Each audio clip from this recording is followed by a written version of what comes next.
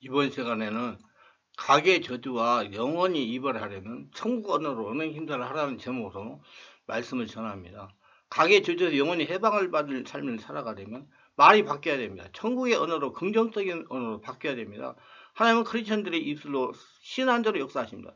가계 저주에서 영원히 해방을 받으려면 입으로 신하는 말이 바뀌어야 됩니다. 말을 하는 대로 이루어지기 때문이다. 말은 마음에서 나오기 때문이다. 얼마 전에 토요일 날 집중치유를 마치고 나니 어느 여집사가 이렇게 말하는 거죠. 목사님, 저 안 되겠지요? 우리 목사님이 하나님께서 저에게 손을 뗀 것 같다고 하시는데, 그렇죠? 참으로 아이러니할 질문입니다. 그 순간 제 마음에서 그러면 무엇 때문에 대전에서 서울까지 집중치유를 받으러 왔느냐? 그냥 살다가 죽든지 하지.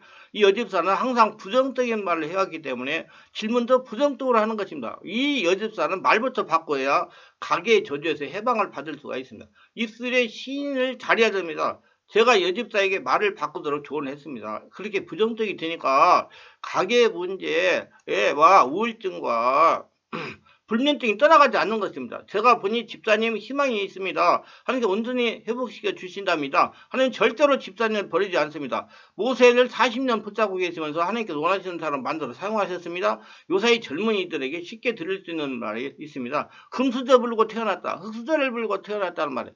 자신이 흑수저를 불고 태어나기 때문에 희망이 없다는 겁니다. 아주 입으로 시인을 잘하는 겁니다. 예수님이 믿는 하나님의 자연 입술에서는 나는 예수님 안에서 금수저를 불고 태어났다. 이렇게 담대히 말해야 됩니다.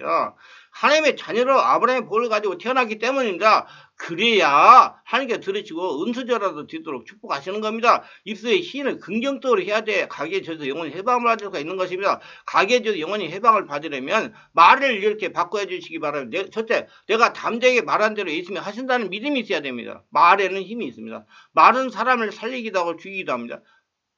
죽고 사는 것이 희의 것에 달렸다고 그랬어요. 잠언 13장 3절에 입을 지키는 자는 그 생명을 보존하나 입술을 크게 벌리는 자에게 멸망이 오니라고 말씀을 했고, 예레미야 9장 8절에 그들의 혀는 죽이는 살이라 거짓을 말하며 입으로는 그 이웃에게 평안을 바라나 중심에는 해를 도만두다고 했어요.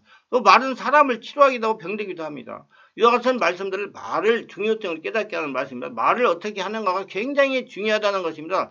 자신이 성령으로 충만한 가운데 명령하면 이루어진다는 걸 믿어야 됩니다. 하나님은 내가 말한 대로 이루어주신다는 믿음을 가지고 불가능한 것에 향해서 기도하고 명령하는 사람이 되시기를 바랍니다. 반드시 성령이 지배하여 예수님으로 명하는 더러운 귀신을 물러갈지어다. 간에 있는 질병을 치유될지어다. 우리 가정의 물질의 고통을 물러갈지어다. 우리 집 환난과 풍파는 물러갈지어다. 이렇게 명령하시기를 바라며, 물질아 오라 명령하시기 바라며, 건강 얼지어다 하고 명령하시기 바라며, 그리고 부정적인 것 불필요한 요소들 버리기를 바라며, 예수께서는 마가복음 11장 23절에서 이 산들을 들려 바다에 던져야 하며 그 말하는 거 이룰 줄 믿고 마음에 의심하지 않으면 그때 되리라 그랬습니다. 예수께서 산을 번쩍 들어 산을 옮겨지도록 명령하라 하셨습니다. 여기서 산이라는 것은 질병의 산, 문제와 고통의 산, 물질 고통의 산을 말합니다. 비정상적인 산들을 말합니다. 우리의 마음속에 두려움과 공포가 있으면 두려움과 공포여 절망과 사나 예수님 명하노니 물러갈지어다. 옮겨질지어다 명령하시길 바랍니다. 두려운 마음이 생기고 공포증과 근심이 생기게 하는 것은 마귀가 주는 것입니다. 세상이 주는 것은 두려움과 공포와 근심이 명령하고 모든 칼일로 두부를 베듯이 예수님과 권세로 명령하기를 바라면 가만히 있어서는 안 됩니다. 우리에게 주신 권세를 잊어버리면 안 됩니다. 마귀를 자꾸 우리를 두려움과 근심을 줘서 거기에 집착하게 만듭니다. 마귀는 우리를 실패하게 하는 법칙이 있으면 첫째 생각을 주장합니다. 두려운 생각, 공포 같은 생각을 집어넣어서 불안하고 우울하다 하는 생각을 넣어서 그래서 결국 그 생각이 잡혀 있다가 내가 왜 우울하지? 왜 마음이 불안해 하다가 결국 그 잠을 설칩니다. 이 생각을 성령 임자에 몰아내지 않고 시간이 흐르면 불면증이나 우울증이 걸립니다. 생각한 대로 되는 것입니다. 생각은 영의 입구입니다. 말은 영의 출구입니다. 조심해야 됩니다. 잠언서 20장 18절에 혹은 칼로 찌른 것 같이 함부로 말하거니와 지혜로운 자의 혀는 양약 같으리라고 말씀했고, 시편 140편 3절에는 같이 그 혀를 날코리게 하니 그 입술 아래는 독사의 독이 있나이다 했습니다. 말을 사람을 치료하기도 하지만 어떤 말은 병들게 합니다. 상처를 줍니다. 말은 사람을 흥하기도 망하기도 합니다. 잠언서 11장 11절에 성읍은 정직자의 수건을 인하여 진흥하고 악한 자의 입으로 인하여 무너지라고 했고, 잠언서 11장 9절에 서특한 자의 입으로 그 이웃을 망하게 하여도 의인은 그 지식으로 말하며 구원을 얻느니라고 했습니다. 그리고 말은 행복하기도 하고 불행하기도 합니다. 잠언서 12장 25대 근신이 사람의 마음이 있으면 그것으로 번뇌케 하나 선한 말은 그를 즐겁게 하리라고 했고, 잠언서 16장 28대 패련한 자는 다툼을 일으키고 말쟁이는 친한 것을 이간하니라 그랬습니다. 말은 다른 사람을 살리기도 하고 죽이기도 하며 치료하기도 하고 병들게 하기도 하고 흥하기도 하고 망하기도 하며 행복하게 하기도 불행하기도 합니다.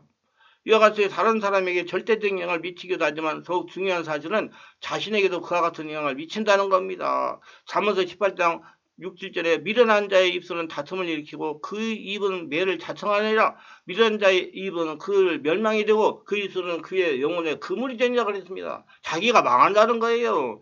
말은 다른 사람뿐만 아니라 자기 자신에게 치명적 영향을 미치는 것입니다. 자기 영혼을 소생시키기도 하지만 침체하기도 하며 자기 마음을 기쁘기도 하기도 하고 슬프기도 하며 자기 몸을 치료하기도 하고 병들기도 하며 자기 생애를 행복하기도 하고 불행하기도 합니다. 여러분 자꾸 불평불만 슬기내고 혈기내고 분노하고 흥분하고 자꾸 그러면 자기 뼈골에 독소가 쌓입니다.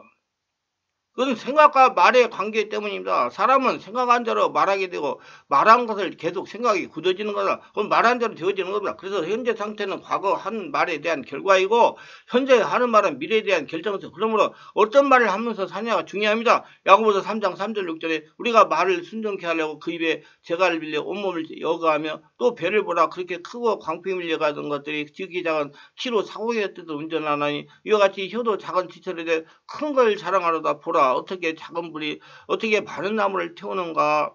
혀를 는 곧 불이여 불의의 세계라. 혀는 우리의 지체되어서 온몸을 더럽히고 생애바퀴를 불타라니 그 사례는 것이 지옥불이 나느니라고 말씀을 했습니다.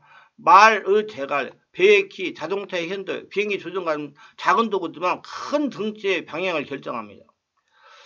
사람의 혀, 곧 입에서 하는 말은 인생의 방향을 결정합니다. 인생의 핸들을 결정합니다.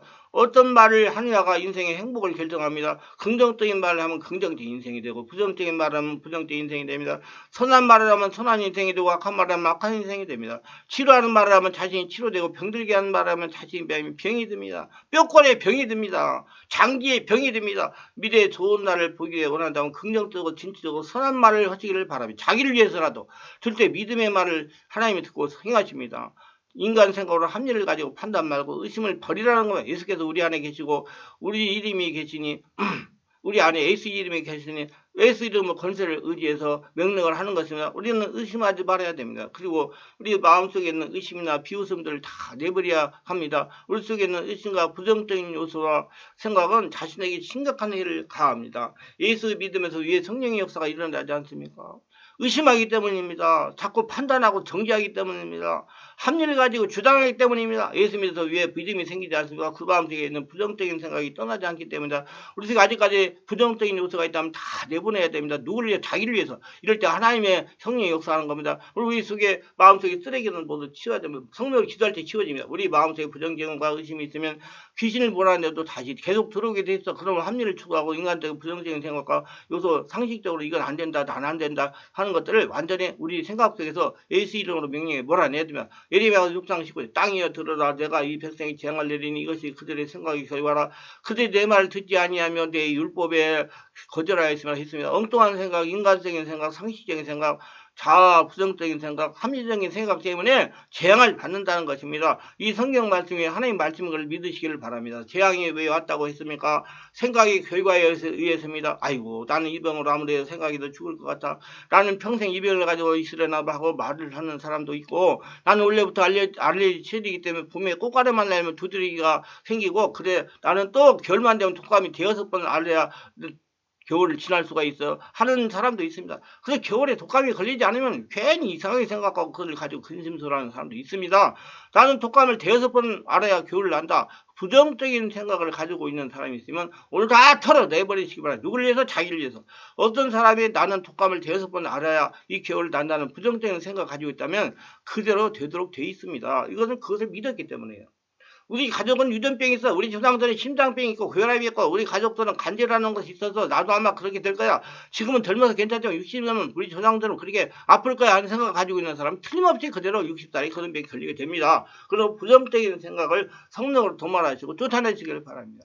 여러분 그래야 가게 저주가 떠나가는 거예요. 예수는 명령하기 바라면 자꾸 부정적인 생각이 들게 하는 더러운 영아 예수는 명을 떠나가라 물러갈지어다. 우리는 나의 육신의 아버지와 상관없이 하늘의 새 아버지를 가졌다. 초자연적인 성령 하나님의 우리 아버지라 주장을 해야 된다. 요한복음 1장 12절 영접하는 자 그 이름을 믿는 자 중에 하나님의 자녀가 권세를 주었다. 보라 이전까지 이스라엘 새 것이었다 했습니다. 우리 육신의 아버지가 유전병이 있을지라도 우리는 이제 예수 이름으로 명하는 유전병도 끊어질지어다 하고 명령해요. 예수 믿고 죽고 예수를 태어났다. 새로운 인생을 산다. 그리고 나는 하나님 아버지의 자녀다. 나는 새 아버지가 생겼다고 주장했다. 의부자 아버지가 생긴 것이 아닙니다. 하나님 아버지가 생긴 거예요. 그리고 우리는 부정적인 생각을 버려야 됩니다. 우리에게 하늘에서 새 생명을 비워주시는 하나님 아버지가 생긴 겁니다. 부정적인 생각은 귀신이 주는 생각이다. 하나님의 성령이 주시는 생각은 긍정적이고 기쁨이 넘치고 생산되고 정치적이고 아름답습니다. 그러나 마귀가 귀신이 주는 생각은 부정적입니다. 합리적입니다. 율법적입니다. 동양 사람이 해가 떴다가 하시면 하루가 지닥쳤다가 하루가 끝난 것을 보고 더 나아가서 살았다가 죽는 것을 봅니다. 그러나 유대인의 사상이나 성경은 그렇지 않습니다. 창세기 1장 저녁이 되면 아침이 되니 그랬어요. 이건 죽음이 있으나 부활이 있고 그런데 우리 동양 사람과 얼마나 다릅니까? 우리 동양 사람도 아침이 되고 저녁이 되니 하루가 지나가고 하면서 부정적인 사고를 가지고 지내고 있습니다. 그런데 유대인 사상은 저녁이 되면 아침이 되니 이는 첫째 날이다. 죽음이 있은 다음에 부활이 있고 그 저주가 있은 다음에 생명이 있다. 이 생각 가지고 가게 해줘서 해방받습니다. 우리 마음속에 부정적인 생각, 슬픈 생각이 있으면 믿음이 성장하지 않고 성령 역사는 중단되고 각의 저주로 계속 고통당하는 겁니다. 그래서 마음의 병이 드는 겁니다. 육신의 병 때문에 고생하는 사람들은 그 육신의 병이 나기 전에 벌써 마음의 병이 들었던 겁니다. 의학적으로 부정적인 요소가 자꾸 들어와서 시간이 흐른 다음에 육신의 병으로 나타났다고 발견해낸 적도 있습니다. 그런데 성경이 벌써 그걸 기록하고 있습니다. 잠언 18장 14절 사람의 심령은 그 병을 등이 이기거니와 심령이 상하는 누가 그걸 일으키겠느냐. 마음이 긍정적이고 적극적인 믿음을 가지고 있는 사람은 그 병을 등에 이기지만 심령의 상하의 마음이 부정적이고 귀신에게 자리잡혀서 나는 안 된다 하고 소정적으로 부정적인 요소로 꽉 들이찬 사람은 병을 누가 일으키겠냐는 겁니다. 하나님이 어찌할 수가 없습니다. 이 말씀이 유익하셨다면 구독, 좋아요를 부탁합니다. 제가 설교에 동영상을 제작 유튜브에 올려 필요한 분들에게 전파하는 데 큰 힘이 됩니다. 감사합니다.